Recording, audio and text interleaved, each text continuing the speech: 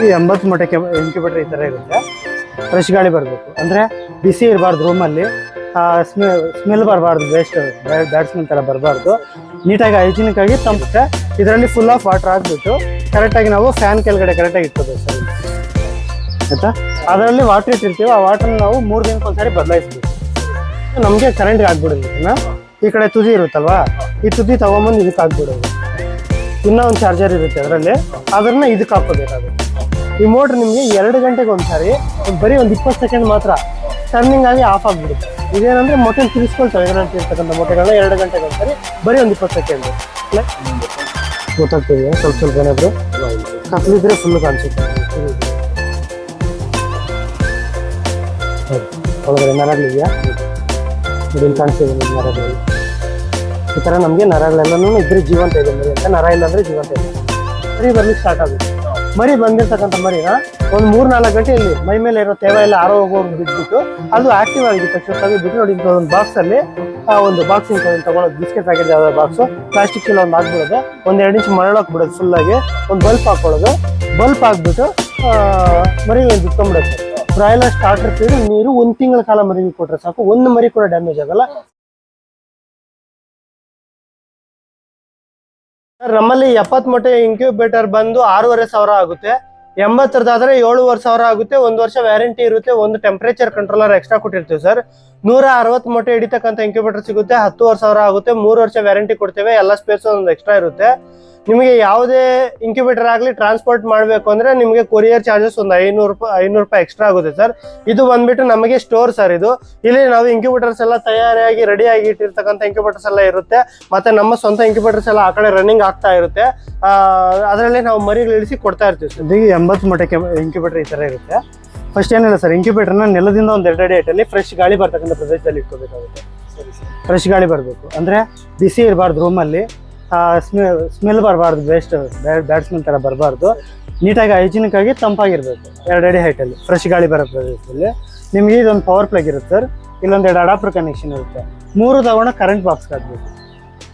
ಅಷ್ಟು ಹಾಕಿದ್ರೆ ನಮ್ಮ ಮಿಷಿನಲ್ಲಿ ಆನ್ ಆಗಿಬಿಡುತ್ತೆ. ಅದಕ್ಕಂದ್ರೆ ಮುಂಚೆ ನೋಡಿ, ಇಲ್ಲೊಂದು ಪ್ಲಗ್ ಇರುತ್ತೆ ನಿಮಗೆ, ಇದು ತೆಗಿಬೋದು. ಇದು ತೆಗೆದ್ಬಿಟ್ಟು ನೋಡಿ ಪಕ್ಕದಲ್ಲಿ ಇಟ್ಕೊಳ್ಳೋದು. ಇದು ನಿಮಗೆ ವಾಟರ್ ಟಬ್ ಆಗಿರುತ್ತೆ. ಇದರಲ್ಲಿ ಫುಲ್ ಆಫ್ ವಾಟರ್ ಹಾಕ್ಬಿಟ್ಟು ಕರೆಕ್ಟಾಗಿ ನಾವು ಫ್ಯಾನ್ ಕೆಳಗಡೆ ಕರೆಕ್ಟಾಗಿ ಇಟ್ಕೋಬೇಕು ಸರ್ ಇಲ್ಲಿ, ಆಯ್ತಾ. ಅದರಲ್ಲಿ ವಾಟರ್ ಇಟ್ಟಿರ್ತೀವಿ, ಆ ವಾಟರ್ನ ನಾವು 3 ದಿನಕ್ಕೆ ಒಂದ್ಸಾರಿ ಬದಲಾಯಿಸ್ಬೇಕು. ನಿಮಗೆ 2 ಬಲ್ಬ್ಸ್ ಇರುತ್ತೆ ಸರ್.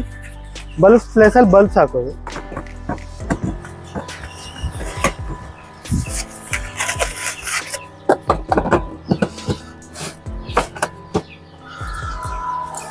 ಮತ್ತೆ ಟ್ರೈನ್ ನಾರ್ಮಲ್ ಇಟ್ಬಿಟ್ಟು ಪ್ಲಗ್ ಕನೆಕ್ಟ್ ಮಾಡಿದ್ರೆ ಆಯ್ತು ಸರ್. ನೀವು ನೋಡಿ ಸರ್, ಅಡಾಪ್ಟರ್ ಅಂದರೆ ಈ ಥರ ಇರುತ್ತೆ, ಚಾರ್ಜರ್ಸ್. ಇದು ನಮಗೆ ಕರೆಂಟ್ಗೆ ಹಾಕ್ಬಿಡೋದು. ಇದನ್ನ ಈ ಕಡೆ ತುದಿ ಇರುತ್ತಲ್ವಾ, ಈ ತುದಿ ತಗೊಂಬಂದು ಇದಕ್ಕೆ ಹಾಕ್ಬಿಡೋದು. ಇನ್ನೂ ಒಂದು ಚಾರ್ಜರ್ ಇರುತ್ತೆ ಅದರಲ್ಲಿ, ಅದನ್ನ ಇದಕ್ಕೆ ಹಾಕೋಬೇಕಾಗುತ್ತೆ.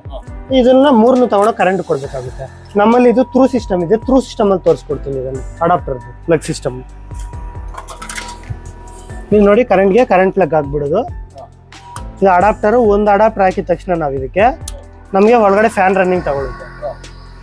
ಇನ್ನೊಂದು ಅಡಾಪ್ಟರ್ ಕನೆಕ್ಟ್ ಮಾಡಿದ ತಕ್ಷಣ ನಮಗೆ ಇದು ಲೈಟ್ಸ್ 2 ಆನ್ ಆಗುತ್ತೆ. ಇಲ್ಲಿ ಮೀಟರ್ಸ್ ಆನ್ ಆಗುತ್ತೆ, ಇಲ್ಲಿ ಲೈಟ್ ಆನ್ ಆಗುತ್ತೆ ಒಳಗಡೆ. ಈ ಮೋಟ್ರ್ ಅನ್ನೋದು ಟರ್ನಿಂಗ್ ತಗೊಳುತ್ತೆ. ಈ ಮೋಟ್ರ್ ನಿಮಗೆ 2 ಗಂಟೆಗೆ ಒಂದ್ಸಾರಿ ಬರೀ ಒಂದು 20 ಸೆಕೆಂಡ್ ಮಾತ್ರ ಟರ್ನಿಂಗ್ ಆಗಿ ಆಫ್ ಆಗಿಬಿಡುತ್ತೆ. ಇದೇನಂದ್ರೆ ಮೊಟ್ಟೆ ತಿರ್ಸ್ಕೊಳ್ತವೆ, ಇದರಲ್ಲಿ ಇರ್ತಕ್ಕಂಥ ಮೊಟ್ಟೆಗಳನ್ನ 2 ಗಂಟೆಗೆ ಒಂದ್ಸರಿ ಬರೀ ಒಂದು 20 ಸೆಕೆಂಡ್. ಲೈಟ್ಸ್ ಇರುತ್ತಲ್ವಾ, ನಮಗೆ ಆನ್ ಆಫ್ ಆಗ್ತಾ ಇರುತ್ತೆ. ಟೆಂಪ್ರೇಚರ್ ಮೇಲೆ ಡಿಪೆಂಡ್. ಟೆಂಪ್ರೇಚರ್ ಸಾಕಾಯ್ತು ಅನ್ಕೊಳ್ಳಿ, ಆಫ್ ಆಗಿಬಿಡುತ್ತೆ. ಕಮ್ಮಿ ಆಯ್ತು ಅನ್ಕೊಳ್ಳಿ, ಪುನಃ ಆನ್ ಆಗುತ್ತೆ. ಆ ಥರ ಇರುತ್ತೆ. ಎಲ್ಲ ನಾವು ಸೆಟ್ ಮಾಡಿರ್ತೀವಿ, ನಿಮ್ಗೇನು ಟೆನ್ಷನ್ ಬೇಡ. 37.5 ಡಿಗ್ರಿ. ನಿಮಗೆ ಫ್ಯಾನ್ ಇರುತ್ತಲ್ವಾ, ಫ್ಯಾನ್ ಬಂದು ನಮಗೆ 24 ಅವರ್ಸ್ ಆನಲ್ಲಿ ಇರುತ್ತೆ. ಆಫ್ ಆಗೋಂಗೆ ಇಲ್ಲ ಫ್ಯಾನ್. ಇನ್ಕ್ಯುಬೇಟರ್ ಎಷ್ಟು ದಿನ ನಡೀತಾ ಇರುತ್ತೋ ಅಷ್ಟು ದಿನ ಕೂಡ ಆನಲ್ಲೇ ಇರಬೇಕು ಫ್ಯಾನ್. ಆ ಥರ ನಾವು ಇದರಲ್ಲೆಲ್ಲ ಮೊಟ್ಟೆಗಳು ಜೋಡಿಸ್ಕೊಳ್ಳೋದು ಸರ್. ಒಂದೊಂದು ಲೈನಲ್ಲಿ ನಮಗೆ ಒಂದು 8 ಮೊಟ್ಟೆ ಹಿಡಿಯುತ್ತೆ. ಟೋಟಲ್ 10 ಲೈನ್ ಇರುತ್ತೆ, 80 ಮೊಟ್ಟೆ ಹಿಡಿಯುತ್ತೆ. ಈ 80 ಮೊಟ್ಟೆನಲ್ಲಿ ನೀವು 20 ಇದೆ, 10 ಇದೆ, 5 ಇದೆ, 2 ಇದೆ. ಇವತ್ತು ಮೊಟ್ಟೆನೇ ಇಲ್ಲ, ಅವಶ್ಯಕತೆ ಇಲ್ಲ. ಎಷ್ಟಿದೆ ಅಷ್ಟು ಇಟ್ಕೋಬೋದು. ಯಾವತ್ತರದ ಅವತ್ತು ಡೇಟ್ ಹಾಕಿ ಡೇಟ್ ಹಾಕಿ ಇಟ್ಕೋಬಹುದು. ಈಗ ನಮ್ಮ ಮನೇಲಿ ಒಂದು 20 ಮೊಟ್ಟೆ ಇದೆ ಸರ್, ಇದರಲ್ಲಿ ಇಟ್ಟಿರ್ತೀರಾ? ಈಗ ಹಾಕಿ ಒಂದು 15 ದಿನ ಇಲ್ಲ 10 ದಿನ ಆಗ್ಬಿಡುತ್ತೆ. ಮತ್ತೆ ಒಂದು 10 ಮೊಟ್ಟೆ 20 ಮೊಟ್ಟೆ ಇಟ್ಕೊಳ್ಳಿ. ನೀವು ಹಂಗೆಲ್ಲ ಮಾಡಬೇಡಿ, ಡೈಲಿ ಇಟ್ಕೊಳ್ಳಿ. ಅಷ್ಟು ಗ್ಯಾಪೇ ಕೊಡೋ ಅವಶ್ಯಕತೆ ಇಲ್ಲ. ಯಾವತ್ತರದ ಅವತ್ತು ಇಟ್ಕೊಂಡ್ರೆ ಒಳ್ಳೆ ರಿಸಲ್ಟ್ ಬರುತ್ತೆ. ಒಂದೇ ಸರಿ ಇಡ್ತಾ ಇರೋದು ಅಷ್ಟೇ. ನಿಮ್ಗೆ ಎಷ್ಟು ಸಿಕ್ಕಿದ್ರೆ 2 ಸಿಕ್ತಾ, 5 ಸಿಕ್ತಾ, 10 ಸಿಕ್ತಾ ಇಟ್ಕೊಂತಾ ಇರಿ ಅಷ್ಟೇ. ಡೇಟ್ ನೀವು ಇದನ್ನ ಆಫ್ ಮಾಡಬೇಕು ಇನ್ಕ್ಯುಬೇಟರ್ನ ಅವಶ್ಯಕತೆನೇ ಇಲ್ಲ, ನಿರಂತರ ಆನ್ ಇದ್ರೆ ನಿಮ್ಗೆ ಸಮಸ್ಯೆ ಇಲ್ಲ.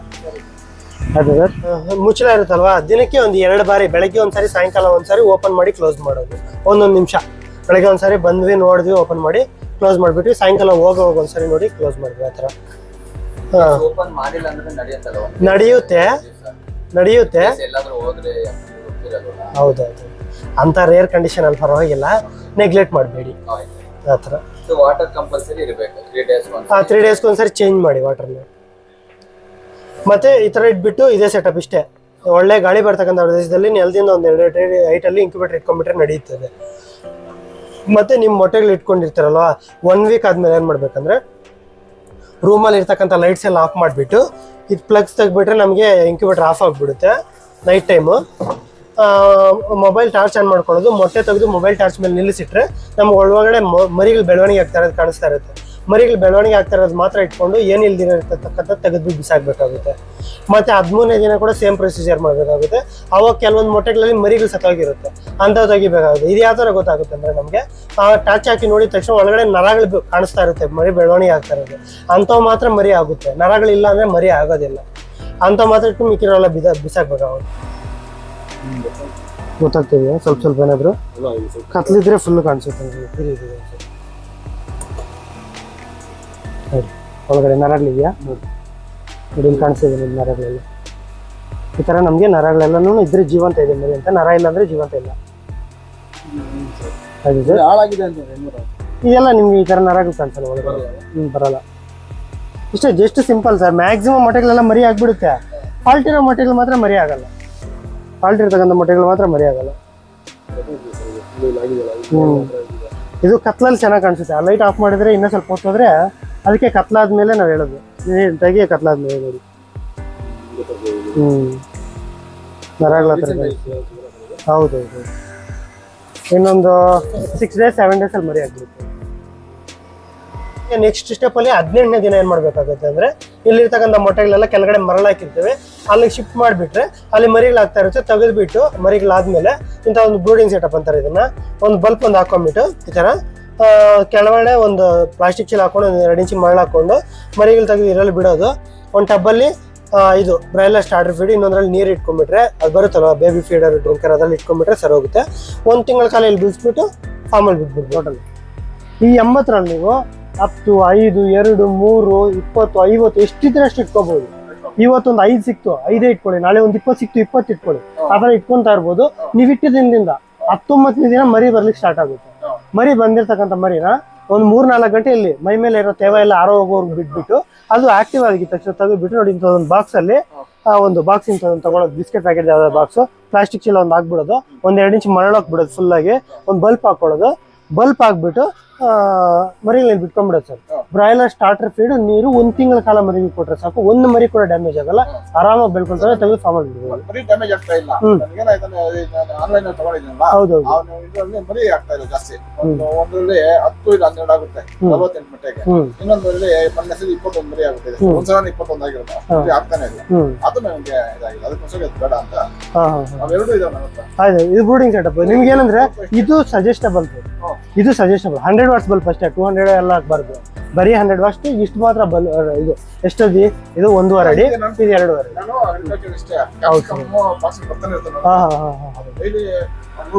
ಅಂದ್ರೆ ಕೆಲವ್ರು ಏನ್ ಮಾಡ್ತಾರೆ ಅಂದ್ರೆ ಸರ್, ಓಪನ್ ಪ್ಲೇಸ್ ಅಲ್ಲಿ ಜಾಸ್ತಿ ಜಾಗ ಮಾಡ್ಬಿಟ್ಟು ಬಿಟ್ಬಿಟ್ಟು ಒಂದು ಬಲ್ಪ್ ಆಗಿ ಬಿಟ್ಬಿಡ್ತಾರೆ. ಮರಿಗೆ ಹೀಟ್ ತಗೊಳೋದು ಗೊತ್ತಾಗಲ್ಲ. ಇದಾದ್ರೆ ಹೀಟ್ ಕಮ್ಮಿನೂ ಆಗಲ್ಲ, ಎಸ್ಕೇಪ್ ಹೋಗಕ್ಕಾಗಲ್ಲ. ಅದಕ್ಕೆ ಇಲ್ಲ ಸರ್, ಇಲ್ಲ, ಓಪನ್ ಇರ್ಬೇಕು, ಫುಲ್ ಓಪನ್ ಇರ್ಬೇಕು ನಮ್ಮಲ್ಲಿ. ಯಾವಾಗ ನಾನು 3-4 ಗಂಟೆ ಹೋದ್ರೆ ನೀವು ಟೆನ್ಷನ್ ತಗೊಳಂಗಿರೋದಿಲ್ಲ. ಮತ್ತೆ ಟೆನ್ಷನ್ ಅದೇ ದೊಡ್ಡದು UPS ಮನೆಗೆ ಹಾಕ್ಸಿದ್ರೆ ದೊಡ್ಡದಿರುತ್ತೆ. ಆಬ್ವಿಯಸ್ಲಿ ನಿಮಗೆ 3-4 ಅವರ್ಸ್ ಇಂಕ್ಯುಬೇಟರ್ ಆಫ್ ಕಂಡೀಷನ್ ಇದ್ರೆ ನಿಮ್ಗೆ ಟೆನ್ಷನ್ ತಗೊಳಂಗಿರೋದಿಲ್ಲ, ಅದು ಅಡ್ವಾಂಟೇಜ್. Okay sir, okay. ಇನ್ನೇನು ಡೌಟ್ ಇದೆ ಸರ್? ಇದು ಟ್ರಿಪಿನ್ ಇದೆಯಲ್ಲ, ಹೌದು. ಇದೊಂದು ವೈರು, ಇದೊಂದು ಚಾರ್ಜರ್, ಇನ್ನೊಂದು ಇರುತ್ತೆ, 3 ಹಾಕೋದು. ಇಲ್ಲಿ ಕರೆಂಟ್ಗೆ ಹಾಕ್ಬಿಡೋದು, ಇದನ್ನ ಇದಕ್ಕೆ ಕನೆಕ್ಟ್ ಮಾಡೋದು. ಇದು ನಾನು ಥ್ರೂ ಸಿಸ್ಟಮ್ ಹಾಕಿದ್ದೀನಿ, ನೀವೇನಿಲ್ಲ ಇದನ್ನ ಹಾಕೋದು ಅಷ್ಟೇ. ಇದನ್ನ ಹಾಕ್ಬಿಟ್ಟು ಕರೆಂಟ್ಗೆ ಹಾಕಿದ್ರೆ ಆನ್ ಆಗುತ್ತೆ ಮೋಟರ್. ಥ್ರೂ ಸಿಸ್ಟಮ್ ನಮ್ದು ಬೇರೆ ಇದೆ ಸರ್, ಡಿಸಿ ಬಾಕ್ಸ್ ಇದೆ, ಹಾ. ಡಿಸಿ ಬಾಕ್ಸ್ ಇದೆ. ಗೊತ್ತಾಯ್ತಾ? ಅವು ಡೈರೆಕ್ಟ್ ಕರೆಂಟ್ ಕೊಡ್ಬಾರ್ದು ಎರಡಕ್ಕೂ. ಡೈರೆಕ್ಟ್ ಕರೆಂಟ್ ಬರಲ್ಲ ಇದಕ್ಕೆ, ಈ ಚಾರ್ಜರ್ಸ್ ಆಗಬೇಕು. ಈ ಚಾರ್ಜರ್ ಹೋದ್ರೆ ಹೋಗಲ್ಲ ಸರ್, ಎಲ್ಲ ಏನು ಹೋಗಲ್ಲ. ಅಕಸ್ಮಾತ್ ಹೋದ್ರೆ ನೀವು ತಗೋಬೇಕಾಗುತ್ತೆ. ಅದು ಸಿಗುತ್ತೆ ಇದು. ಅದು ಸಿಗುತ್ತೆ, ಲೋಕಲಲ್ಲಿ ಸಿಗುತ್ತೆ. 12 ವೋಲ್ಟ್ 2 ಆಂಪ್ ಅಡಾಪ್ಟರ್, ಅದು 1 ಆಂಪ್ ಇರುತ್ತೆ ಇನ್ನೊಂದು ಮಧ್ಯದಲ್ಲಿ ಹಾ. ಅಷ್ಟೇ. ಅಷ್ಟಲ್ವಾ? ಅಷ್ಟೇ. ನಿಮಗೆ ಇದು 80 ಮೊಟ್ಟೆದು 7,500 ಆಗುತ್ತೆ. 1 ವರ್ಷ ವ್ಯಾರಂಟಿ ಇರುತ್ತೆ ನಿಮಗೆ. ಇದರಲ್ಲಿ ಟೆಂಪ್ರೇಚರ್ ಕಂಟ್ರೋಲ್ ಒಂದು ಎಕ್ಸ್ಟ್ರಾ ಬರುತ್ತೆ. ಟರ್ಕಿ ಬಂದ್ಬಿಟ್ಟು ನಿಮಗೆ 26 ಸರ್. Turkey ಬಾತ್ಕೋಳಿ 26 days. 12 ಮೊಟ್ಟೆ ಹಾಕ್ತೀವಿ. ಓಕೆ, ಇಟ್ಬಿಡಿ, ಅದ್ರ ಕೆಲಸ ಮಾಡ್ಕೊಳ್ತಾ ಇರುತ್ತೆ. ಅಂದ್ರೆ ನಿಮಗೆ ಒಳ್ಳೆ ಕ್ವಾಲಿಟಿನ ಮೊಟ್ಟೆಗಳು ಮರಿ ಆಗುತ್ತೆ. ಕ್ವಾಲಿಟಿ ಇಲ್ಲ ಅಂದ್ರೆ ಮರಿ ಆಗಲ್ಲ. ಅಂದ್ರೆ ಒಂದ್ ಜಾಗ ಅದು ಕ್ರಾಸ್ ಆಗಿರ್ಬೇಕು, ಇಂಥ ಎಲ್ಲ ಕಂಡೀಷನ್ಸ್ ಇರುತ್ತಲ್ವಾ, ಅದು ಫುಲ್ಫಿಲ್ ಆದ್ರೆ ಪ್ರಾಬ್ಲಮ್ ಇಲ್ಲ.